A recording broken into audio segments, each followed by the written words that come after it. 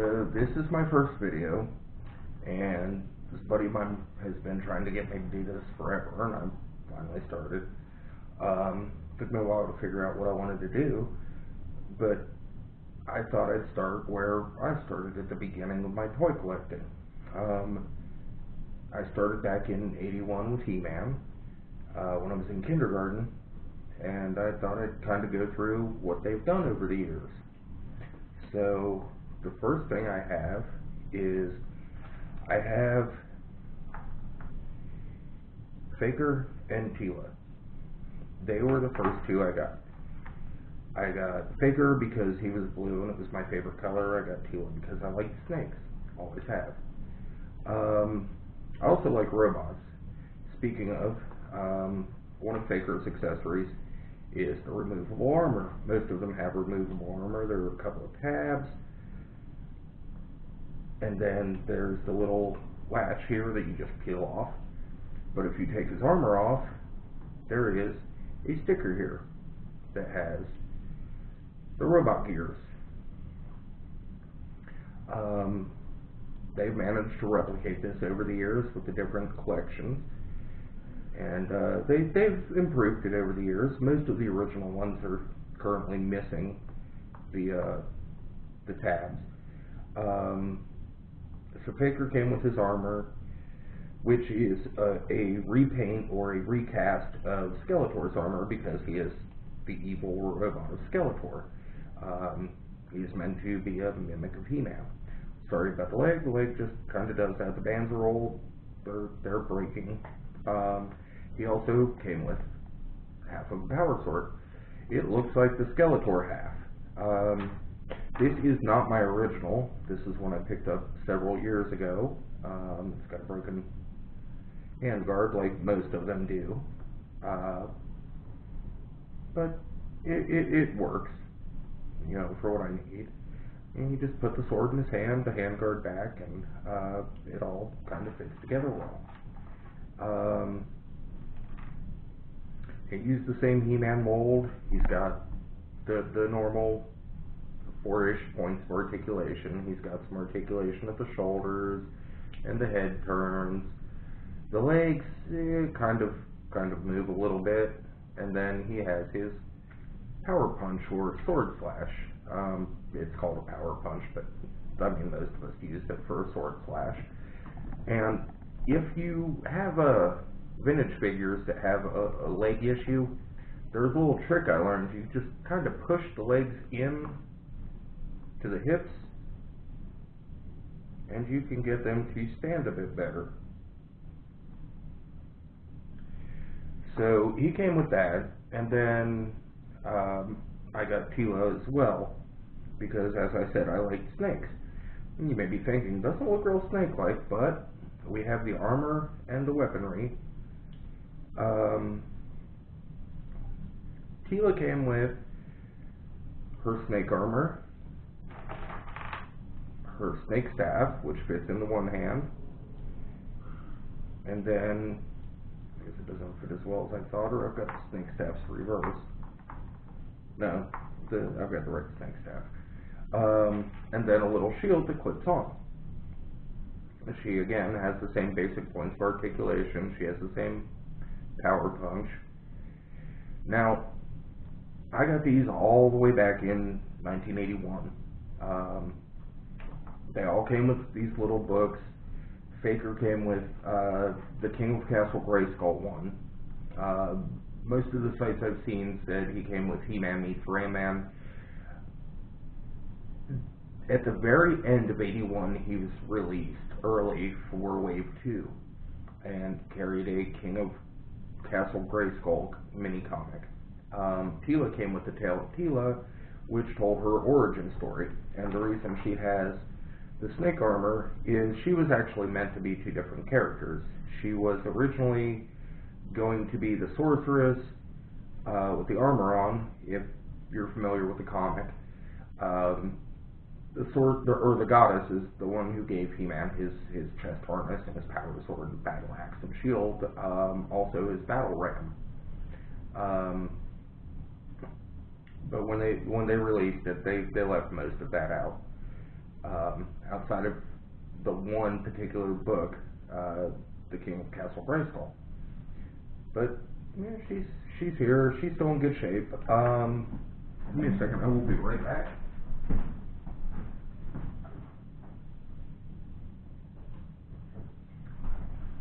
I do actually happen to have, and these are the only two I still have. This was my original Teela. This was not my original Faker. I got him when I was in the 3rd grade. Somebody had, stolen mine when I was in 2nd grade. He was very hard to find, and I never did find another one in the store. And much like my original one, when you peel the armor off, the sticker is long gone. But he's in fairly good shape. She's in fairly good shape. They have paint where her arms are especially bad with the gold paint. It's gold paint, it flakes off, it rubs off, and these things at this point are now 40 years old. I've had these for a very long time. They are the only 2 figures I have left.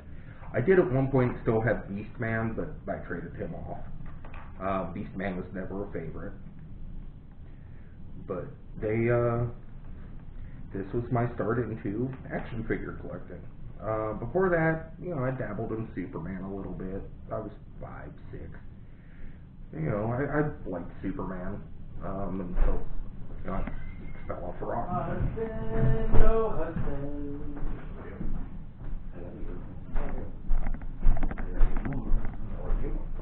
No. No. I'm gonna have to edit all that out. Huh? I said now I'm gonna edit all that out.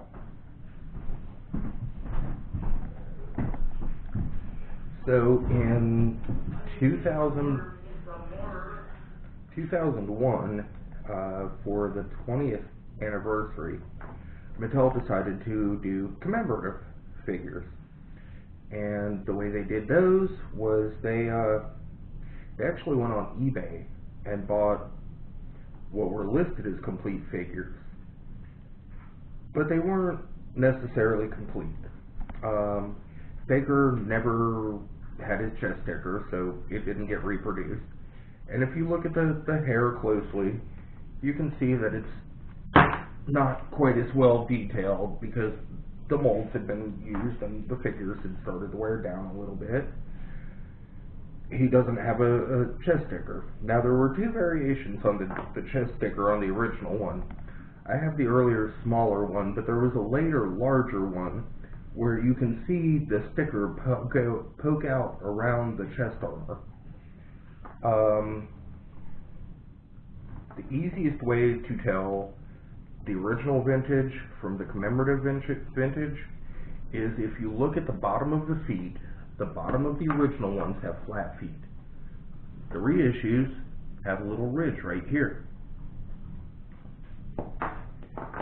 But Trapjaw was missing his hook. But again, same basic thing. Teela came with the snake armor, snake staff. The plastic's a little bit softer, a little bit more subject to bending. But overall, they're fairly faithful remakes.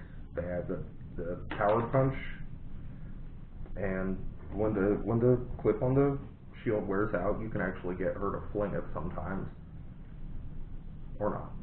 It'll just pivot. It's always going to be like that.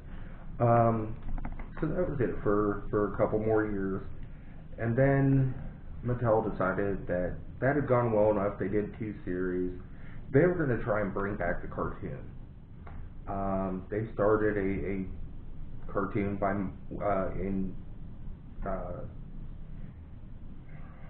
in conjunction with Mike Young Productions.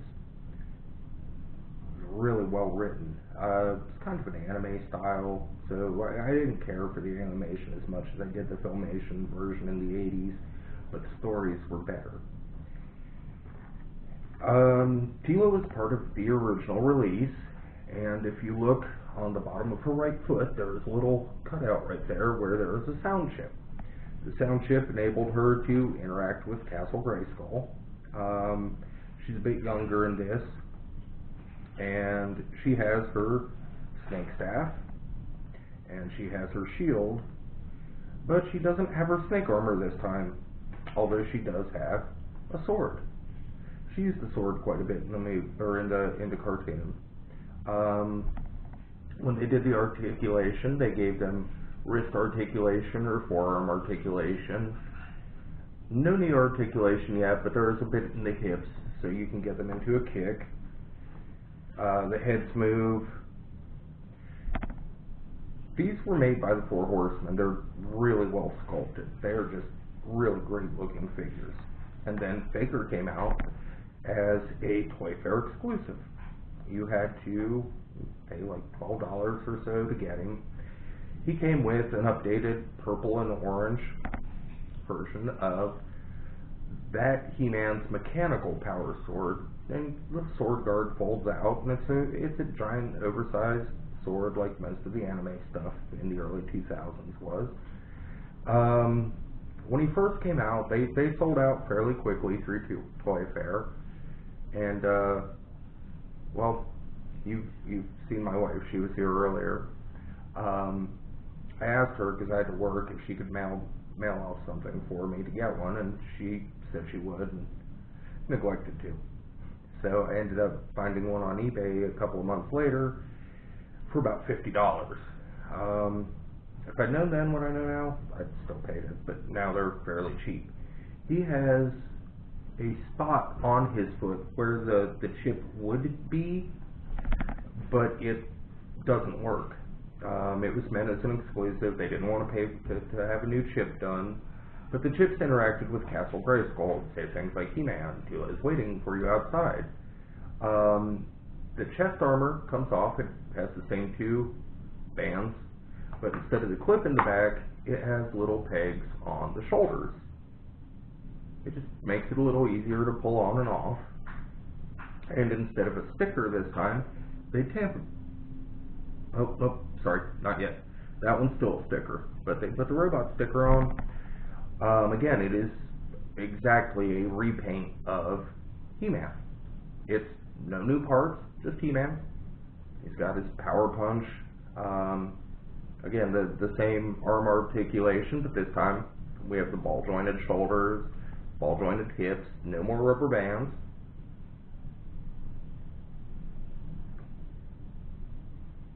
And Mattel, if you're watching, the way to get me into any He-Man show is to include these two. They're the ones that will do it. I'm one of those people that I need certain characters to be in a particular property. If you want me to get on board, I need those. I didn't start collecting the 2001 He-Man line until they released Faker and Teela. Teela came out in the second or third wave, I believe, and I didn't really have any interest in it. I was like, okay, they're kind of neat. I like the packaging. That's kind of cool. It vaguely reminds me of the older package. But they didn't have anybody that I really had to have. I mean, there were a couple I liked. Merman was well done, but I couldn't find him. He was impossible to find when he first came out. Skeletor was alright. Beastman was really hulking. So they updated the proportions a bit. You'll note that originally, outside of being skinnier, they're about the same height. With these, He-Man, or Faker and Teela are, again, about the same height, but they're represented as adults. When you get to Prince Adam, which is He-Man's alter ego, he's skinnier like this, but he's also shorter because he's meant to represent an early teenager. So that was all we had for a few more years after that. Then in 2008, at Comic-Con in California, the Four Horsemen, who had made the previous sets of figures, debuted a new, super articulated, kind of barbarian-looking He-Man that eventually became King Grayskull. And the figure was such a hit, they had so many requests about it, they built a whole new line. they called it Masters of the Universe Classics. Now, I do have a Masters of the Universe Classics Faker figure, but he's still carded because, well, I'm leaving that way. I don't typically collect carded stuff, but there are the occasional things. So this one is the Ultimates version.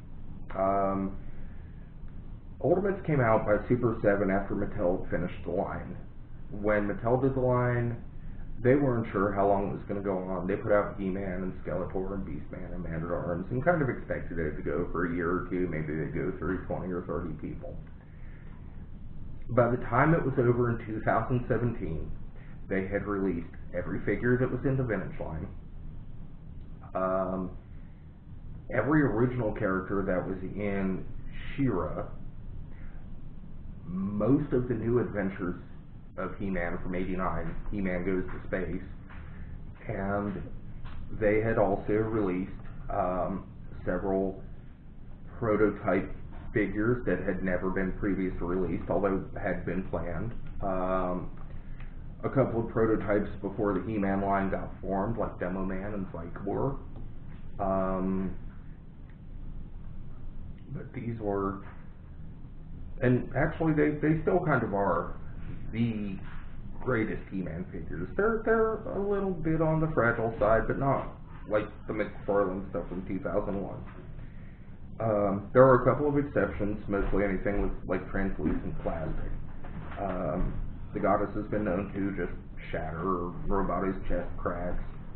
And they changed a few things on the way, but you know, we still have, also they got rid of the action feature, so no more Power Punch. It's okay. Figures are really, really well designed. This is the Ultimates figure. He has the classic He-Man head on that is meant to resemble the vintage one.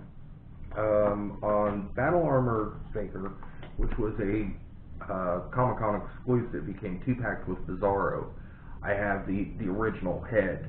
The two Faker figures between the original classics and the 2-pack Battle Armor Faker, the figures are identical. The only difference is, instead of the chest harness, he has the battle armor. And the battle armor was a concept that was only used for He-Man and Skeletor originally.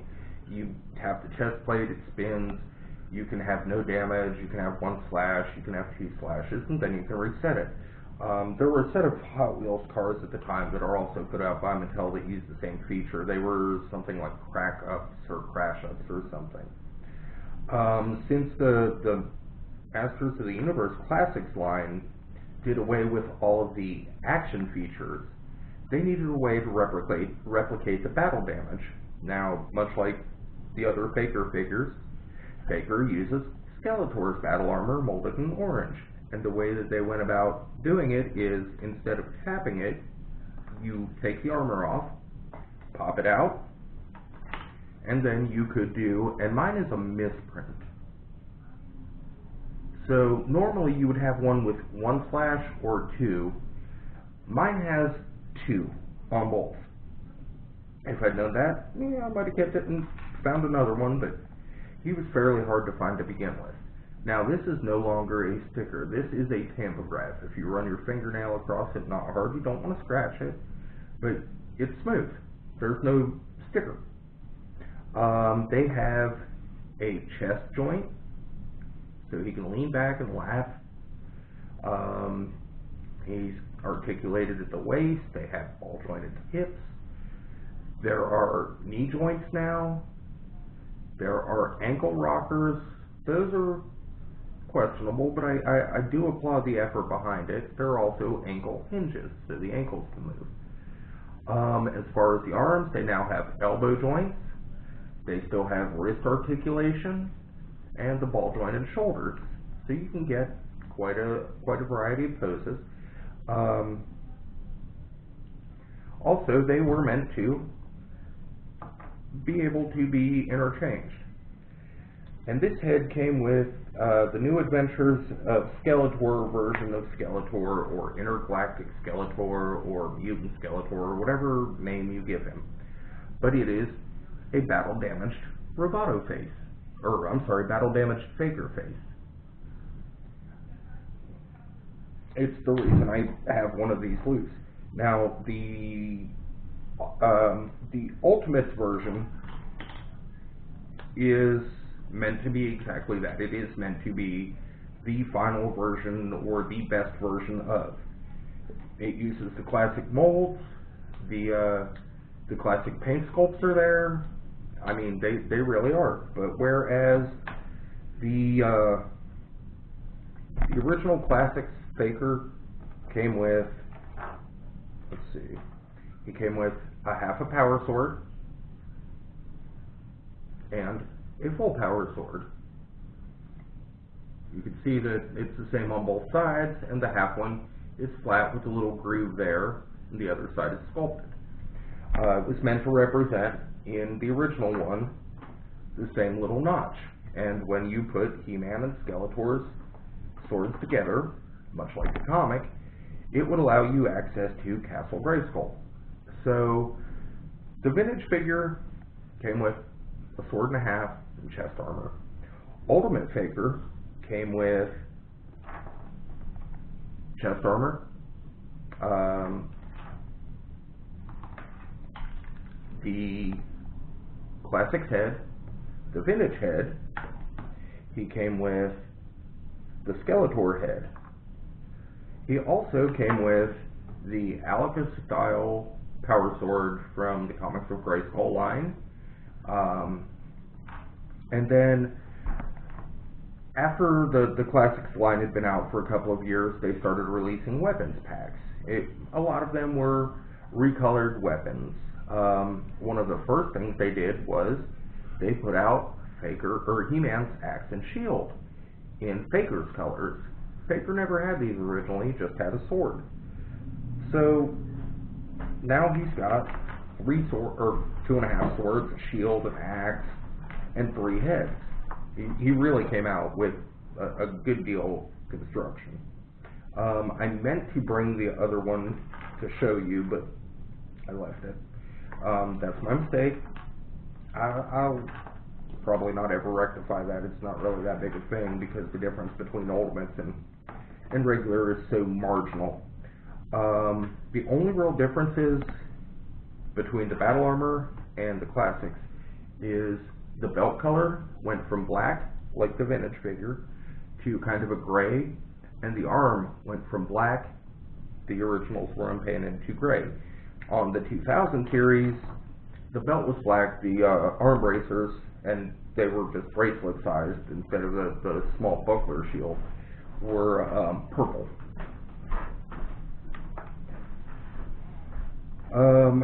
In the same token, they came out with, and this is the Ultimates Teela, because again, it's an improvement over the original. So the original Teela came with her regular head without the snake armor, the head with the snake armor. She has her cobra staff.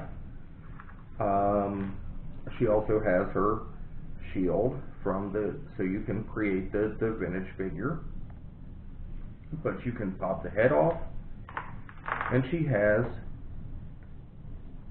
the blonde, long-haired version head from the earlier mini-comics when she wasn't a redhead, because, well, early on they never really figured out, and again, they were supposed to be 2 different people.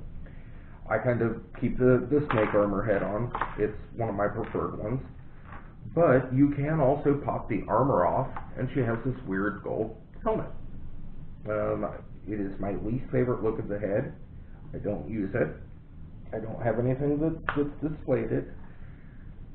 But speaking of the mini comic Teela head, they had decided fairly on that they were going to get as much use out of each character mold as they could. So they released a more barbarian looking Battleground Teela, which you could originally get the head on. The Ultimates one had all the heads. She also came with a sword and a pistol. They're included with the Ultimates version, but I left this here. Now this is a repaint of Marlena's sword. You can tell it's Marlena's sword, it's got the green thing. I just I have an entire tote full of weapons. I couldn't find them before the thing. But it's the same mold, it's just a different color. Gold or pink. And then she has a little blaster. Because, you know, you can't fight everybody with a sword, especially a magic sword. Sometimes you need a gun, because when you have magicians, they can attack from a distance. Now we're in 2021, and this is the new Faker. He is from the Masters of the Universe Origins line. Again, Power Punch is gone. The head is very reminiscent of the vintage one. The armor is very reminiscent of the vintage one, but much more flexible. Comes off the same way, same 3 straps. The sword is more of the Alaka design with the hand guards than the vintage one, which sort of resembled the Filmation sword. But now in the Origins, you have other options. The head comes off, waist comes off, just drop the sword. Arms come off, and the feet come off. I've heard that the legs come off. I have not done it. Apparently you need to try the hot water trick. You heat them up for a little bit and pop them out. But the feet have ankle articulation, a little bit of a rock. The boots can move. They have knee joints. Instead of the bands, they've got, you know, that kind of half barbell thing. He's got wrist articulation, biceps are on swivels and hinges, and the shoulders are ball jointed. These actually have instructions in the package telling you how you can take them apart. They are meant to be taken apart so you can mix and match your different things. And at some point, I will probably start showing you a few of the ones I've done here and there. I made a really good trap jaw out of Kronos and trap jaw. I like the head, it just doesn't fit well with the trap jaw. Well, it doesn't fit the way I want with the trap jaw body. I like the Kronos body better with the chest harness and stuff. And then Teela is the same as the vintage. There's a different setup on here, and her left hand is now grasping instead of that weird flat casting thing it had. Again, the articulation in the wrists, the elbows, the shoulders, hips, head. The only thing I really don't like, and I've heard they're fixing them, is with the early releases of the 2 female figures, Evelyn and Teela. They always kind of look like they're wearing chaps, the way the thigh sits on the knee. It looks a little odd. They're okay. They're you know, really kind of neat, and I like the customizing feature that started with the Classics line and continued on through this immensely. I'm looking forward to the rest of these releases. They brought the mini comics back, which is always nice, except this time it's not, you know, kind of character to character or so many per series. It's everybody in that series has the same comic. The deluxe ones have different ones, even if they're released in the same wave, like Battle Armor He-Man's. It's not the same as He-Man's, but it's not the same as Trapjaw's when it actually came out. But this was my first video, and I would like to thank my buddy Brent for encouraging me and actually getting me the equipment to do it. And, well, let me know what you think. Y'all have a good night.